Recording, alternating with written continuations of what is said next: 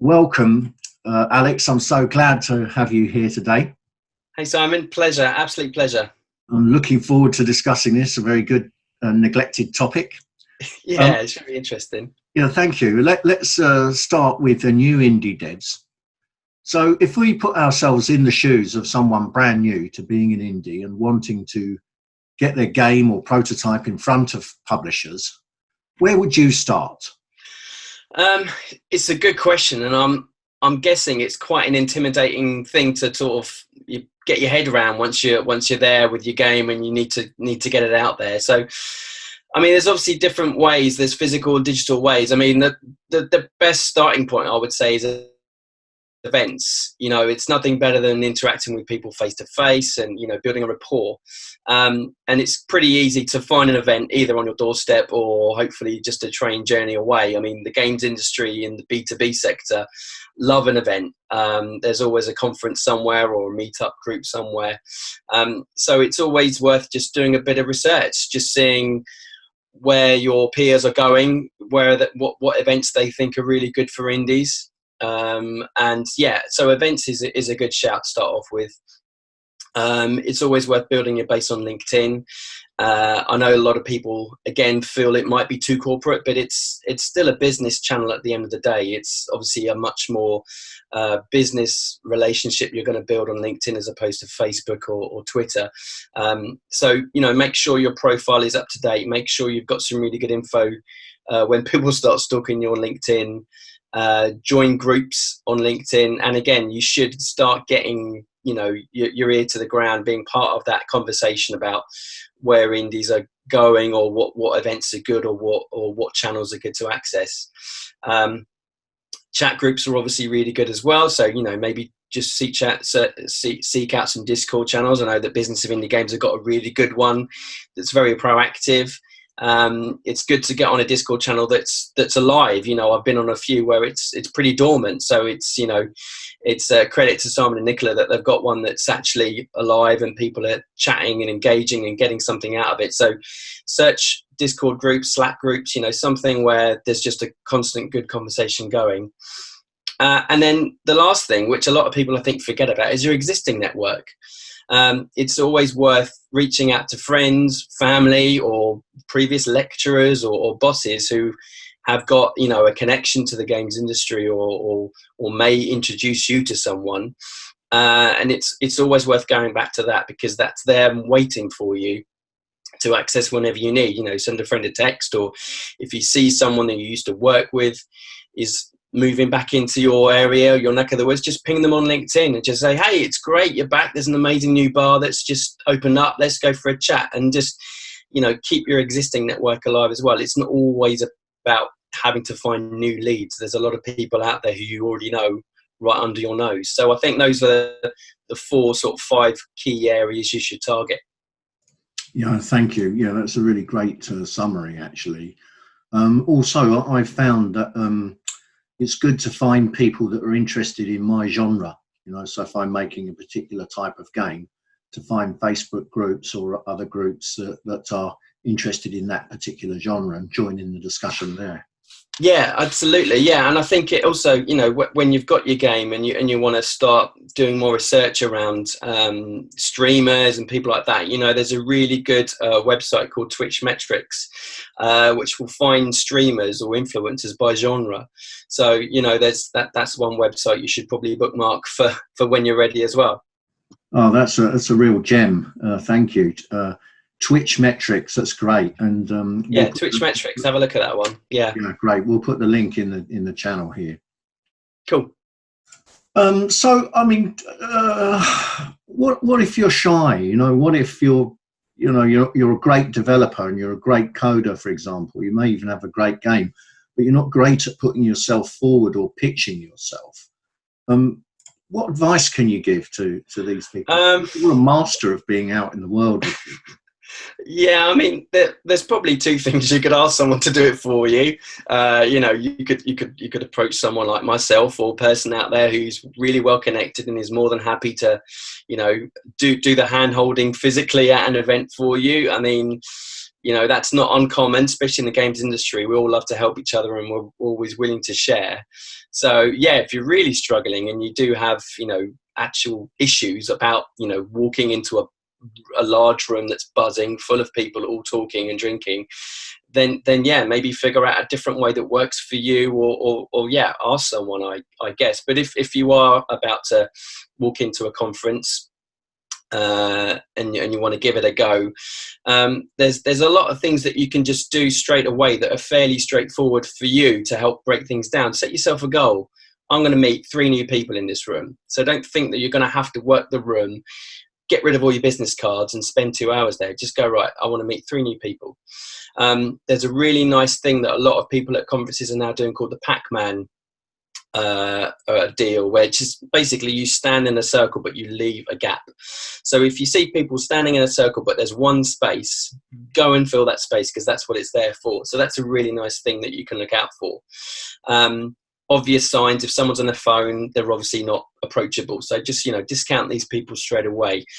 Find perhaps another person on their own, just one person or 2 people on their own, and talk to them. Don't enter a large group unless they've got the Pac-Man set up, because you're just going to walk into a clique, and that's going to make things hard. And, you know, just kind of take a step back and just think, right, okay, you know, everyone's here pretty much doing the same thing.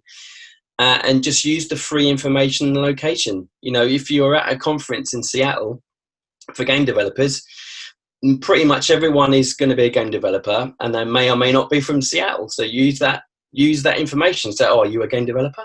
Are you from Seattle? Is it, or are you a visitor? So try and start off with some really easy questions. Don't feel like you've just got to go in and then get your pitch ready, because what tends to happen is you're not going to build a rapport with someone until after at least the first 8 or 9 conversations. So this is just laying the foundations to meet with someone.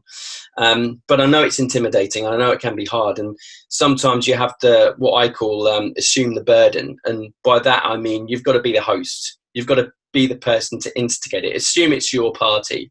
So just try to keep the conversation going. And if it, after a few key questions, it just isn't going anywhere, then just say, look, I'm dying for a coffee. I've just got to go. So I'll catch you. I'll see you later.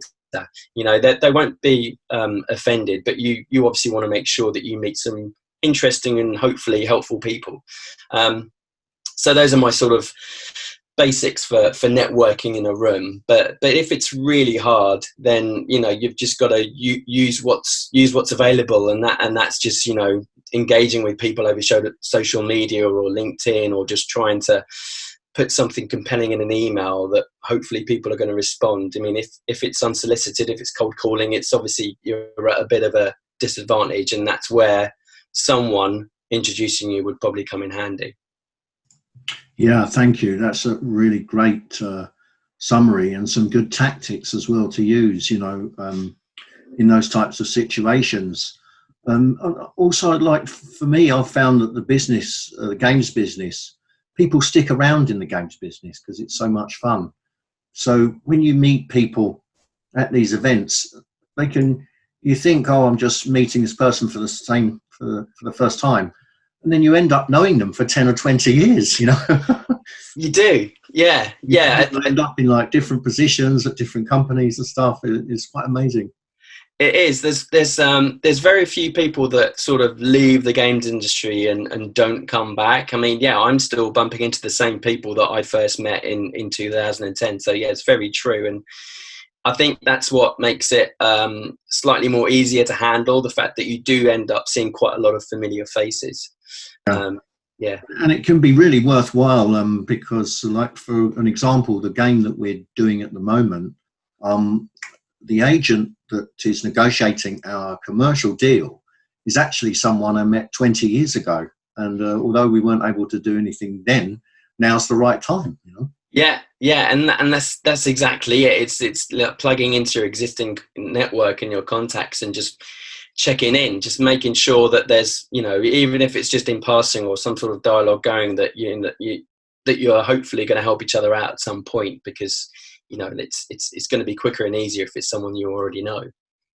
Yeah, thank you. And can you tell us some of like the results that you've had through networking? I mean, what can new indies expect from results wise, you know, from networking? Well, I think it's having an outlook that's not all about yourself and just like, if you tell yourself all I want to do is pitch my game, then you're probably not going to get very far, because a lot of things in all industries or all in business generally is reciprocal. So, my success stories tend to come out of the fact that I've helped someone, and they've remembered that, and they've just helped me, or they've come to me first with something. So, I think if you have that in your head when you're networking or when you're about to get into a meeting, and if it's not just about pitching a game, just think to yourself, well, how can I help? How can I help you?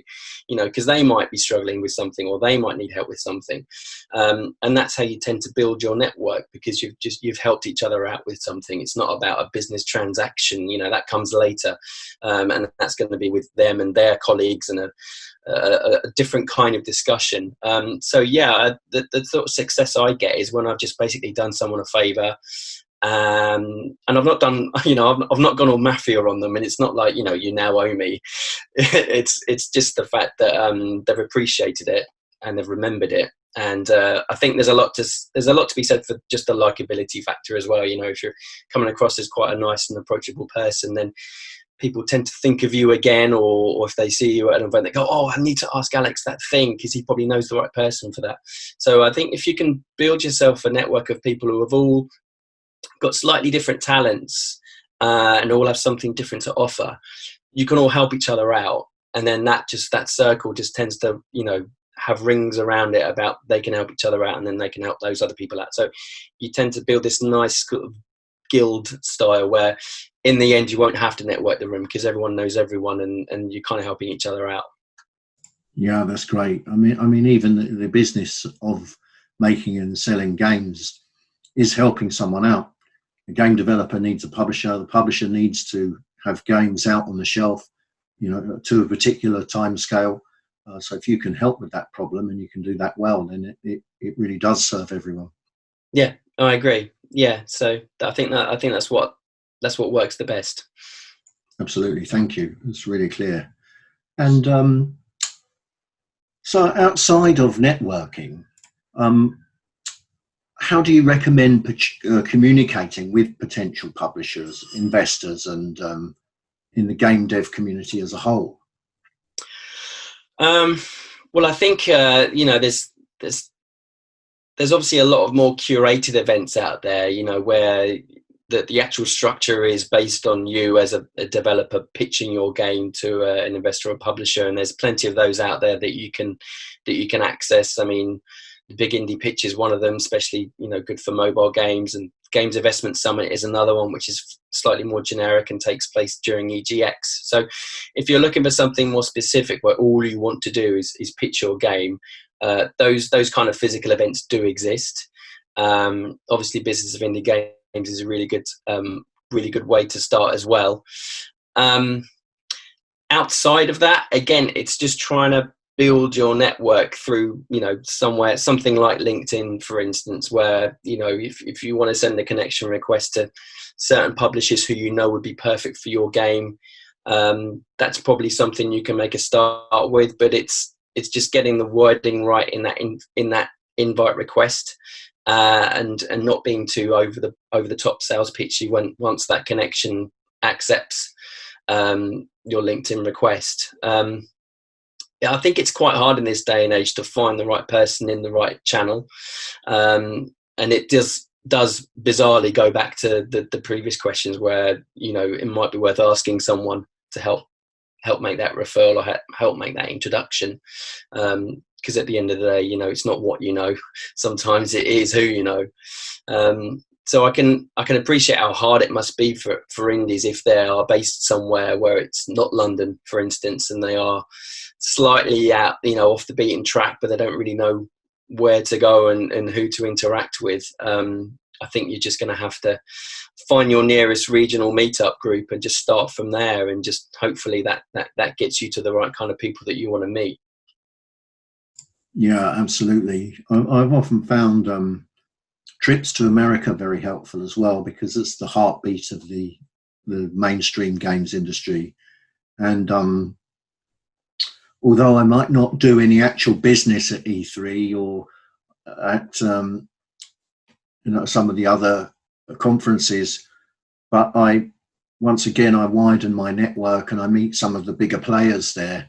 And also I get to see some of the bigger titles, and so, which is always, of course, inspiring. So if I am stuck as an indie with my head down trying to get my game done, I'm wondering if it's ever going to work or ever going to sell. Sometimes to go out there and actually see what's going on, there's an incredible array of stuff getting made and somebody's paying for it. So it's always inspiring to see that, you know, it is possible. Yeah. I think, you know, if you're an indie and you do have the budget, it's always worth trying to head out to the more established, bigger conferences such as E3 and GDC and Gamescom, so you can get a feel for it and a taste for it. And, you know, most publishers and decision makers tend to be at the big ones as well. But if you're not there yet, then, you know, you need to start with what you've got, use the tools you have, and just engage with them over Twitter and just follow their accounts and see if there's a way or a method where they're going to respond to you. You know, obviously don't pester them, but there's definitely ways you can start building some sort of rapport with people just through your phone, just through sort of social media and stuff as well. Yeah, thank you. Yeah, that's a good point. Digital does level the playing field in terms of, like, if you can't afford to go to the conference, then at least you can reach people still and communicate. Yeah, and it's, you know, most conferences have a website which will list all the exhibitors as well. So if there's someone you really wanted to meet at some expo but just couldn't make it out to Barcelona, for instance, then yeah, there's normally a way you can find that person over LinkedIn or other ways as well. Yeah, thank you. That's great. And of course, nothing will get you in front of a publisher or say something about you than your product, your game. Mm-hmm. What do you think a publisher needs to see these days before they will commit? I mean, in the old days, we could get a game on the back of a 2-page document, but those days seem to have long gone. Yeah, I think it feels like there's a lot more risk on both sides these days, isn't there? You know, there's so many more games being made, and there's so many more publishers out there that are looking for the next big hit, or a game that they actually like themselves, that they just want to see, you know, shipped and out there. You know, it's for publishers, I guess they just need to see something that ticks all the boxes. So for you as an indie, you've got to make sure that you are pitching to the right publisher in the first place. But you're concise enough and you're honest enough, but you're also fairly adaptive as well. So, you know, it's just making sure that you're not going to, you know, interfere with the vision you have of what this game should be, but you need to understand that the publisher might have a few caveats or a few things that might need changing, and you need to be open-minded about that, or just immediately go back to them and say, I don't think that's going to work. Let's just park it. So I think, you know, staying true to your own values is good. You know, I know it's a struggle. I know it's hard trying to get a game published, but don't just be so desperate that you just go for it with the first person who shows a sign of interest. Because, you know, the next person might have been, you know, you might click like that, and it might have just been an amazing conversation or meeting. So, but yeah, with publishers, I think, you know, they obviously want to find the right game for their platform, and they're obviously beholden to a lot more logistical issues beyond the game. You know, the fact that, you know, they've got the marketing, the PR and the merchandising and everything around the release of that game to make it work. You know, they've got that secret sauce to make it happen, but it's only going to be with a game they really love, you know. So again, I think it's not just down to luck, but I think it is about finding that perfect relationship between the developer and the publisher, and not just, you know, the moment they go, well, we've got the budget for that, let's do it. You know, that you might just be one of a list, you know, that hits their target for the year or something. So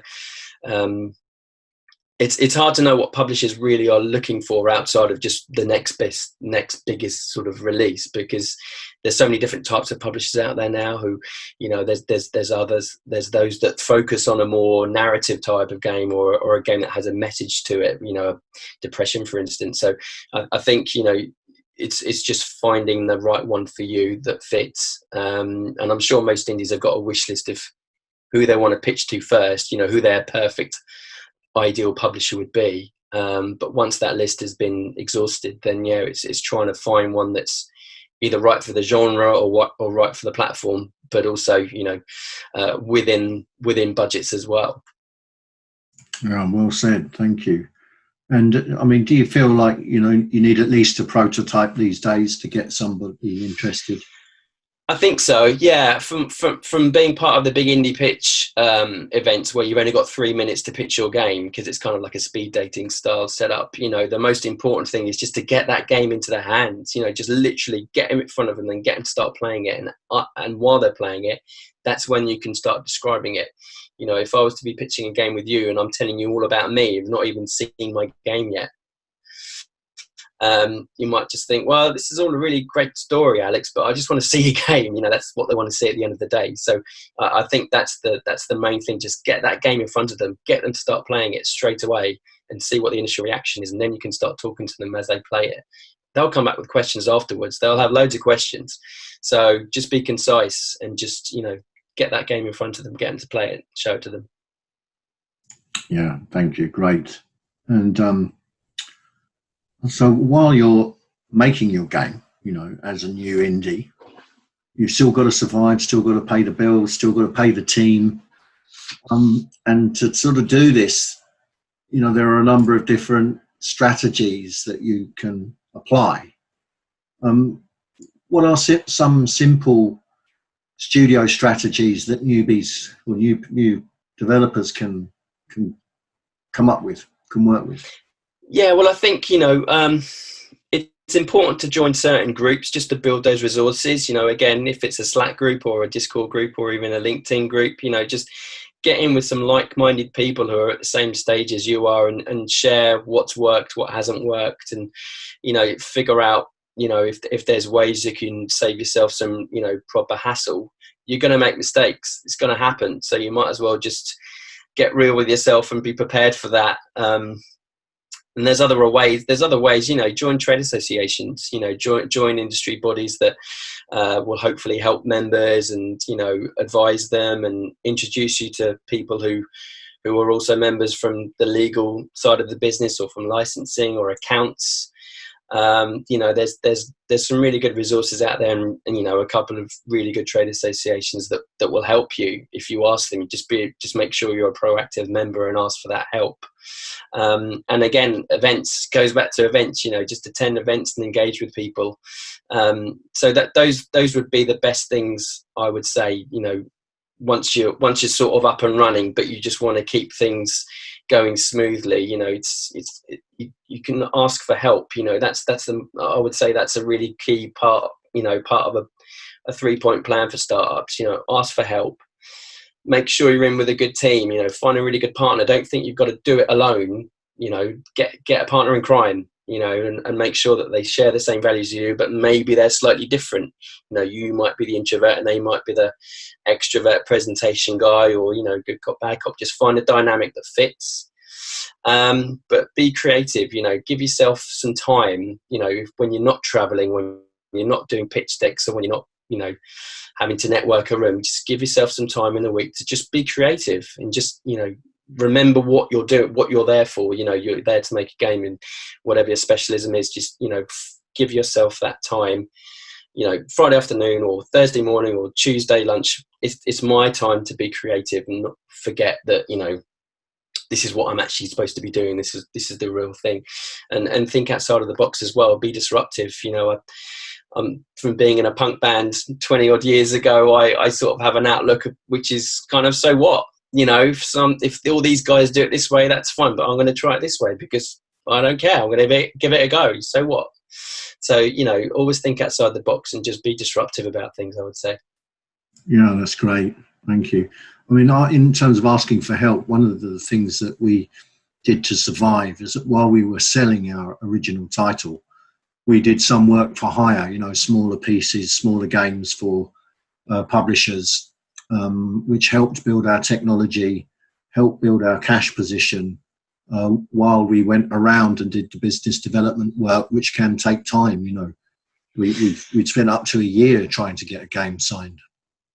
Yeah, I think the work for hire side is obviously a great strategy. It's, works for a lot of studios who are working on their own project, but obviously need to keep the lights on in some way. So, and that in itself is a whole, another PR marketing exercise where you need to build your brand as a studio alongside the brand that you're trying to build for this game.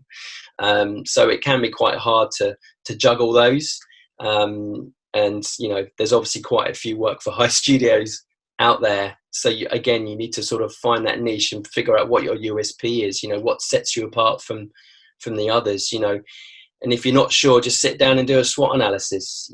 Just get a nice whiteboard out and just get everyone in the room or go to a pub or whatever and just go, right, what are our strengths? What are our weaknesses? What are the opportunities and what are the threats to us as XYZ work for hire studio? Try and figure out where that leaves you, and go from there. Alex, I think you're absolutely spot on there. I mean, that's the way. Our niche was always, we did children's titles, so we did like Peppa Pig or Doctor Who or Scooby-Doo, stuff like that. And then, once we'd done one or two, we became known for that. They're also small. You can get them done within 1 year. They're on popular platforms like the Nintendo Wii and DS. We did a lot of stuff on there. And so that allowed us then, they were small enough that it freed up the space that we could manage those and still focus on, our dreams of making our own original titles.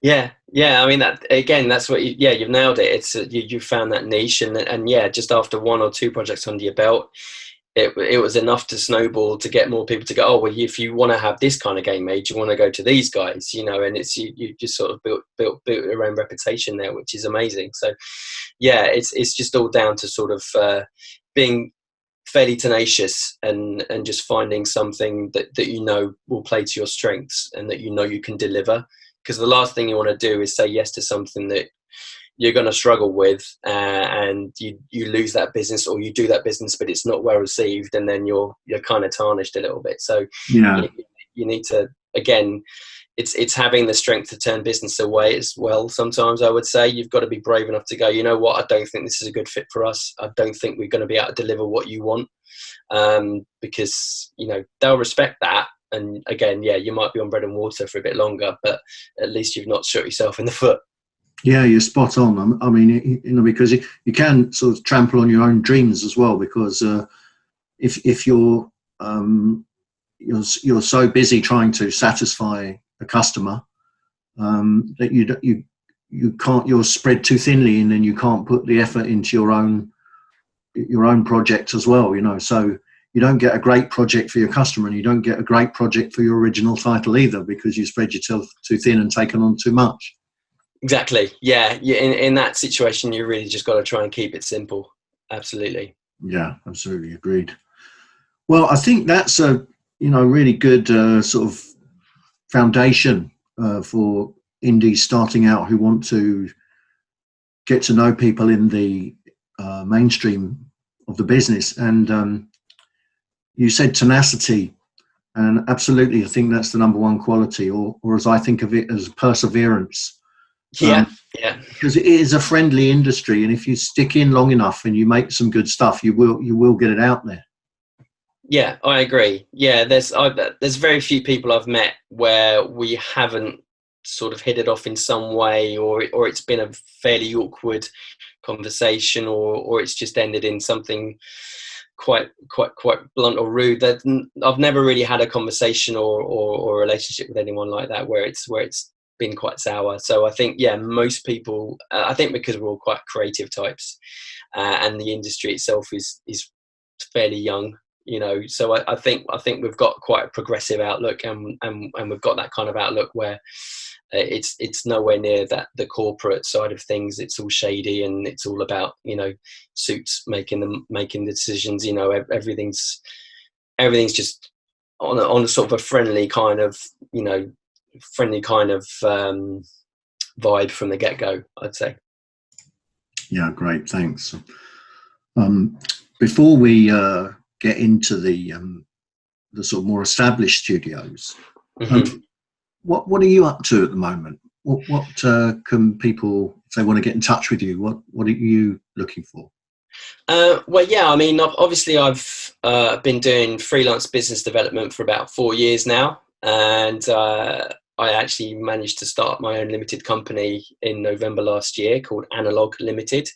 Called it Analog because I run a fanzine as well, which is kind of a scrappy little print fanzine written by game devs for game devs, and most of the content is from a personal a sort of a personal part where it's like, you know, I suffered with this game, or I tried to work on that game, or stuff like that. But yeah, so I have a couple of clients at the moment. One of them is MCV, which is a print magazine for the games development and publishing community, and I do business development for those guys. Another client is a company called Commerce Centric, and they offer digital marketing agency solutions. So anything ranging from SEO to social media management to media buying. Commerce Centric are those guys. Does that include crowdfunding so in between now as well? Yeah, I think so. Yeah, they'll be able to put their hand to that. They've just signed off an agreement with WeChat as well. So if you want to put your games to the Chinese market, then they've got a really good strategy and easy kind of methodology behind that as well.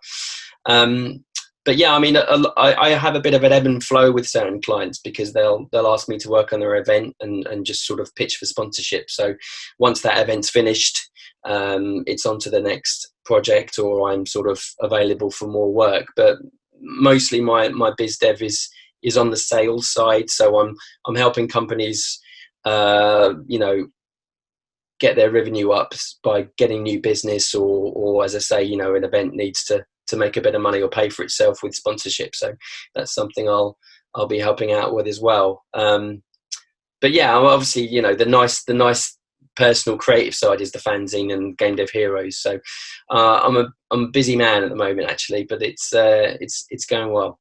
Yeah, fantastic. Thank you. You certainly did a great job for us. Do you want to say anything about Game Dev Heroes at all? Yeah. So we launched Game Dev Heroes last year during the Develop Brighton conference, and it was really a chance for me to put out an initiative that helps recognise unsung talent in the games industry. You know, we've got a nice you know, calendar of award ceremonies that happen, but the awards that are given out are normally for a game or a successful company. It's never for individuals, really, unless you're a legend. So I wanted us to put together an event that was a People's Awards where the categories would be actually disciplines. So we have a Game Dev Hero for audio and a Game Dev Hero for QA and marketing and writing.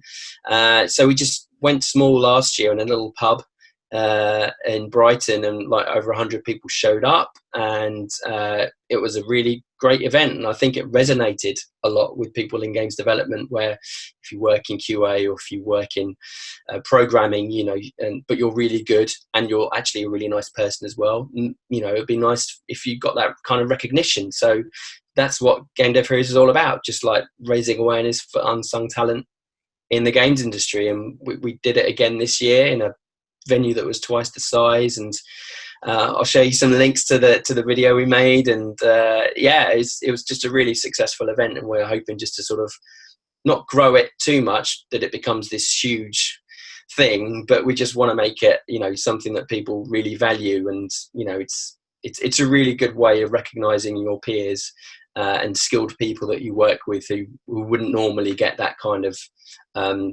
spotlight shone on them, I suppose. Oh, it sounds lovely. Really great. And how do people get in touch with you about that? Well, you can go to the website, www.gamedevheroes.co, or just email me, alex@gamedevheroes.co. We probably won't be back with the next event until July 2020.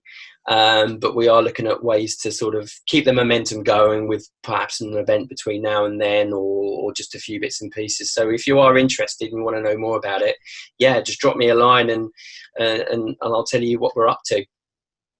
Thank you. Fabulous. Let's dive in for established indie developers then. Okay. What different scenarios and situations do a bigger studio find themselves in right now in terms of business development?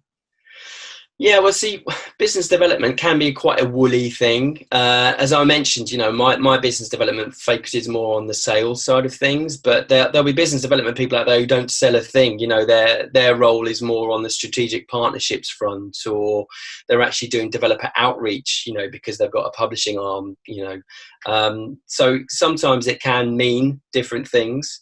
And from my perspective, it's just a more polite way of saying it's not sales. But yeah, I suppose if you're more established and slightly bigger, then yeah, I mean, if you're a big work for hire facility with a lot of successful projects and games under your belt, then the business development cycle there is going to be a lot more networking, a lot more event attendance, and a lot more pitching to certain companies to get them to use you for the next project they're working on. So I guess those are the different scenarios and situations. It's just sort of a slightly amplified version where there's more outreach involved, and there's more I wouldn't say there's more risk, but there's definitely more pressure on business development people to keep that company going if they've grown to quite a big established size. Yeah, I mean, I've certainly felt that pressure myself. At one point it cost $250,000 a month to run the studio, and so that means your business development pipeline has to be spot on, because you can't have any downtime in between projects. And also, if a milestone, say we miss one milestone, we might not have, 50 grand might be then missing from the budget that you need. Or a publisher may say, hey, we don't have the money, we're going to pay you next month instead.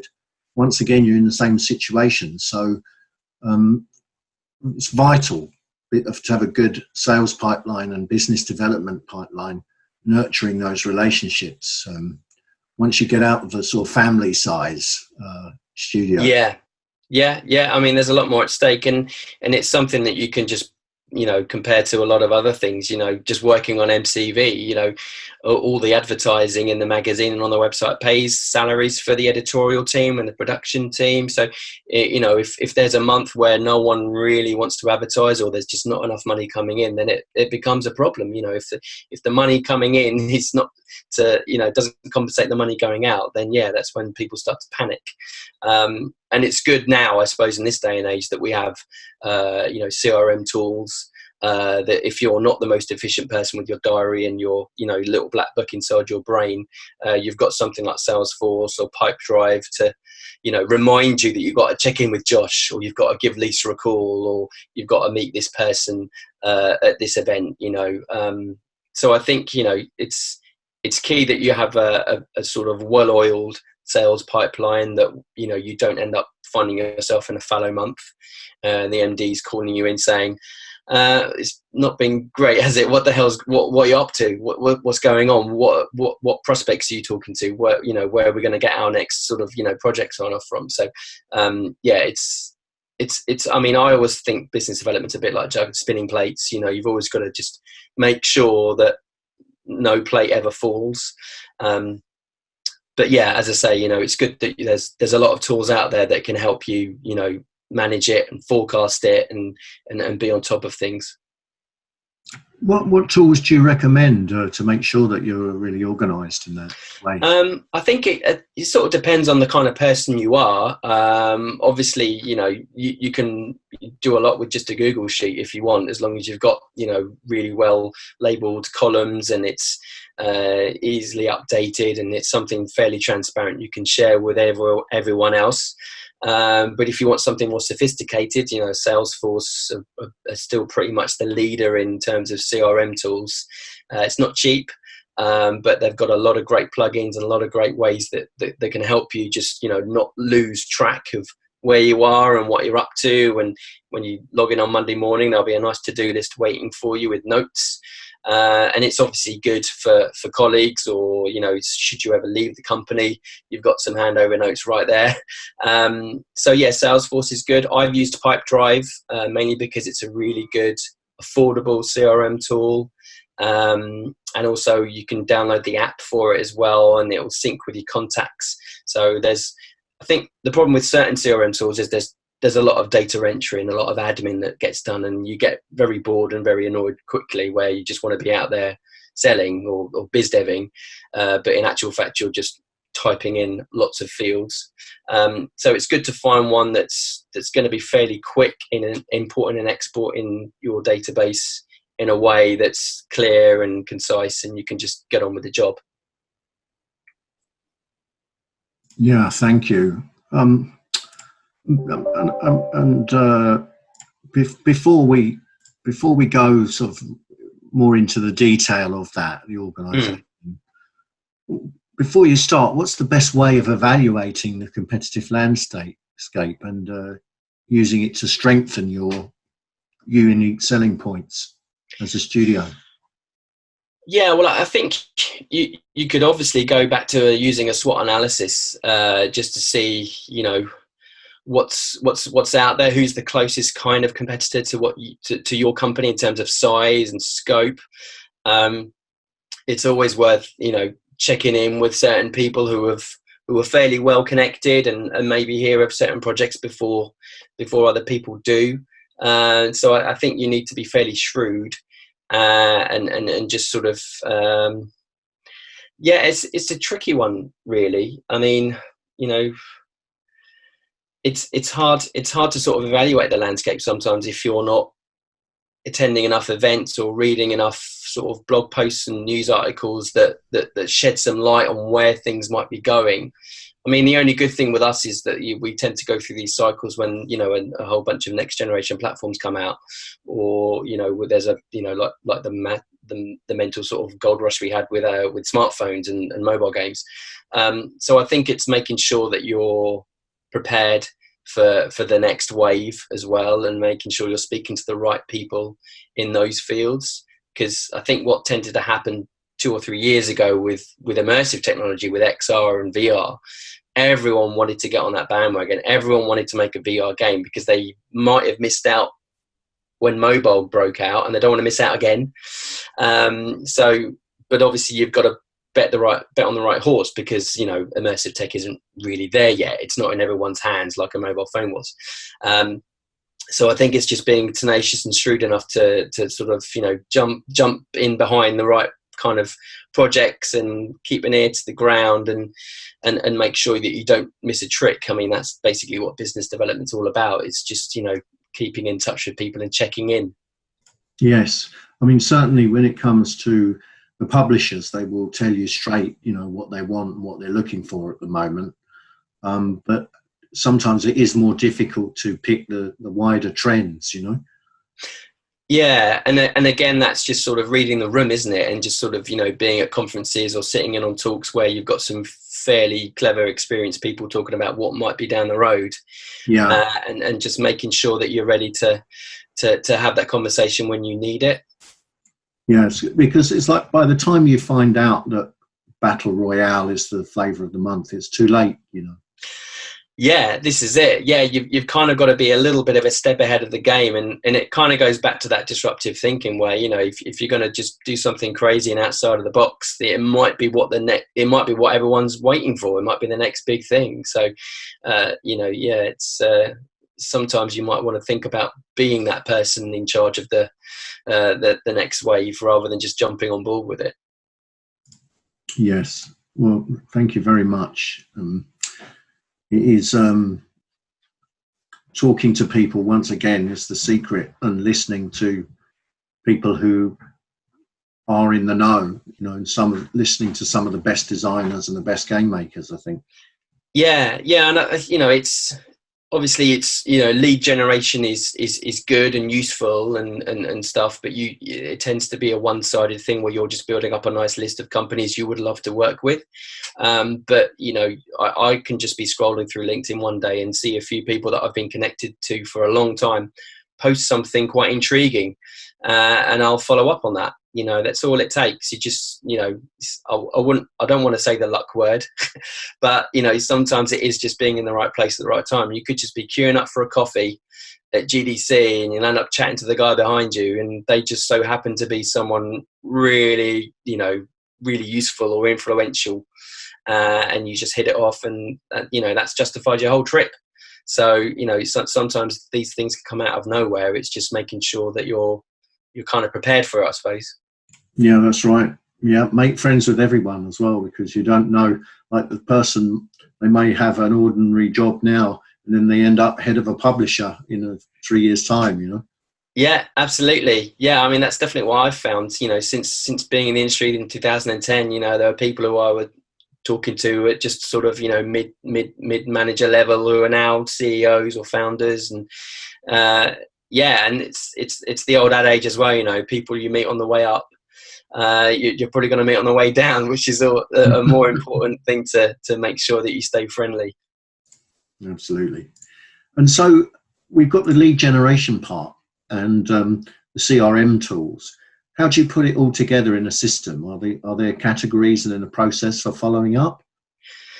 Yeah, I think, say for instance, you were at an event and, you met with quite a few different individuals and you collected their business cards. The next stage is the sort of, the data entry. So it's, just inputting everything based on their business card. And then obviously the notes from the meeting, what you wrote down or what you can remember you spoke about. It wouldn't hurt to write the kind of meeting you had. Was it a sort of off the cuff thing where you just, were networking, or was it an actual scheduled meeting because you both wanted to meet each other? And then you figure out, you sort of do unless they say, look, don't contact me until next month, at least when you should contact them. But it's always that thing about, when you've sort of got a girl or a boy's phone number, it's like, well, how soon after should I call them? I don't want to scare them off, but I don't want to look too keen. So it's almost like you kind of have to gauge and sort of give yourself an educated guess on when you should follow up. Obviously if there's a sense of urgency and there's some sort of time sensitivity around what you're talking about, then obviously the week after the conference is perfect. But if you feel it's one that can be a more relaxed thing where you just want to follow up once you've got everything you want to say in an email, do it that way. But yeah, I think just do the due diligence, have the little pile of business cards and just go through each one and follow them on Twitter, add them on LinkedIn, get everything connected just so they're there and it's done and dusted. And then compose the follow-up emails individually. Don't do any sort of group emails saying, hey, it was great to meet you all. Remember certain things, that it might have been their kid's birthday, or they might have just gotten over a really bad cold, or they might have been seriously hungover or something. Just try and add in that thing that helps that rapport build a bit better, that you remember from the meeting. Don't be too clinical or sort of basic in the email, the follow-up email. That's what I always try and do anyway, and try and come up with a good subject line. The amount of emails I get that just say develop conference follow-up, try and add something different there. Saying, even just the subject line saying, Dave, was great to meet you. It might be enough for people just to open that email first. Yeah, thank you. That's a really clever little insight, actually. I appreciate that. There used to be a good little app called Card Munch, and I'm not entirely sure if it still exists, but what you could do is you could take a photo of the business card and it would scan it and connect you immediately with that person on LinkedIn. I don't know if it still exists, but there's some good apps out there. So if you've got a really bad memory, or you don't want to, you've run out of business cards or whatever, there's a nice few tools out there that will just help you connect with people a lot quicker as well. Thank you. Fabulous. Sorry, I had it on mute. That's all right. Thank you. Sorry. Yeah, thank you for that. And just to, what about staying in touch with people across channels? Is there tools for that? Yeah, I think a lot of CRM tools you can just set up a to-do list. So with Pipedrive, for instance, you can it will almost remind you. It will have a little yellow triangle next to their name saying that you need to do something with this person, and you can schedule a meeting or a follow-up call or a follow-up email for a date. 2 days, 2 weeks, 2 months down the road. So if you do lose track of things, or you're not very good at scheduling your diary and things like that, then yeah, all these tools will have those kind of things ready for you to use. Thank you. And then, I mean, many studios, business development is a result of a cash flow crisis and a knee-jerk reaction. We're obviously talking about systemizing things.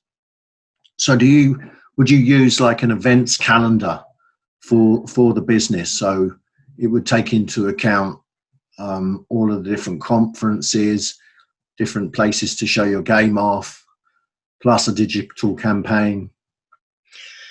Yeah, I think an events calendar is always really useful if you know that you need to be doing that kind of outreach. Again, it will be down to your own company strategy. What parts of the world should you be focusing more on? Do you need to go to more LATAM events, or are you going to be doing something more towards North America? There's obviously like key established conferences that almost are just essential, and that would probably be GDC and Gamescom, purely because most people go to them. They're big, and they tend to be ones where a lot of stuff tends to get done or decided in quick succession.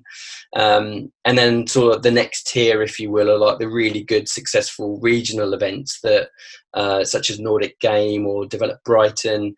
They're once a year. They're established, and again, if you think that the Nordics or the UK is a target market for you, then these are the kind of events that you want to consider going to. But a new kind of event that's sprung up recently are these ones that combine sort of business with pleasure. So there's one called Reboot, which has been going for a few years now, which is in Dubrovnik, and they tend to take over a whole hotel, and it's obviously real sort of Game of Thrones sort of destination. So, but they've kind of been fairly unstructured with it as well. So they get some really amazing people to attend, but it's not like your typical sort of, okay, this is the morning itinerary. Meetings tend to happen off the cuff and stuff. So there are events out there that tap into a different mindset, and people, who are scared of, having to wear a lanyard or getting 10 meetings a day through the pitch and match system. Reboot tends to offer a kind of refreshing antidote to that as well. There's also another one called Feral Vector, which only recently happened up north in the UK about a month ago. And that was really good for indies, really laid back. And again, different vibe, a different type of event, not so structured. So I guess it depends, on the sort of the regions you're targeting, the kind of meetings you want to have, and how busy you actually want to be. Because if you wanted to, you could be at a conference probably every day of the year. So yeah, thank you. Yeah, I mean, that's really great stuff. And then once again, I suppose for the larger studios, do you have kind of three top tips maybe for developing their business? Yeah, I mean, I think if you're a larger studio and you've obviously got a few big hits under your belt, and you just want to do more, I think if you're in that kind of situation where you're expanding, maybe look at having a couple more business development people to join the roster, rather than having one guy or gal having to do all the road trips and do all the events. I think it wouldn't hurt just to sort of flex a little bit of muscle on the PR and marketing side of things. If you are moving to a swanky location, or if you feel that there's a certain issue in the games development industry that needs looking at, a bit of activism doesn't hurt. So I think rather than just sort of pushing the business development, obviously that's what you need to do. You also need to focus on getting as many leads in as possible, and pitching your services. But people need to know about you as well, and people need to have a bit more of a personality around it before you just show up at an event and just go, right, we've got 30 minutes, I'm going to tell you about all the great games we've made, because they're probably going to know those games anyway. They're probably going to know you've got a really great team, because everyone's got a really great team, right? No one's going to say we've got an awful team.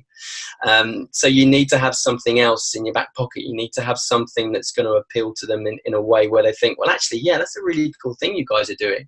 So I think it's always worth just having an extra string to the bow, because most biz dev people are going to do a really good sales pitch, but they're all going to do a really good sales pitch. So you need something that, obviously outside of that, you need to be able to adapt to that person very quickly as a business development person. That one key skill you need to have is to learn that person's personality as quickly as possible. There's 4 character traits, and you tend to have it in a lot of sales seminars and webinars and podcasts, but there's 4 types of people that you basically come across. You've got, and they're color coded, but I won't tell you the colors because I've forgotten them. Basically, you have like your sort of the very strong character, kind of like the Alan Sugar type person who's like, no nonsense, just tell it to me straight, no bullshit.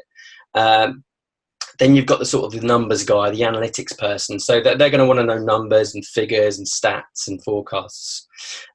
You've then got your touchy-feely person. So that's the kind of person who won't be able to make a decision for you on the spot. They're going to have to check with the rest of the team. They're going to have to get back to you, and I'm really not sure about it, but I'm just going to see what I can do. And then the 4th person is the sort of the dreamer. Paint me a picture. Give me some presentation here. Give me. Tell me the vision, but in a really kind of nice, amazing way. So if you learn that, that person you're speaking to is one of those 4 areas, the conversation quickly takes another gear up, and you can, you realize this person is mainly focused on numbers. So just work the numbers, use the stats, use the metrics. So that's always a key thing to try and remember. But it's just being savvy at the end of the day, being a business development person. If a company's doing well, use that. Say we're doing really well, we're the best year ever. We just want to work with people we like now and work on games that we love, and we think you're one of them. Fantastic, thank you. Really great answer. Really great answers to everything actually today. I'm sure our audience are really going to appreciate this. Cool. So thank you so much for your time. No worries, no problem.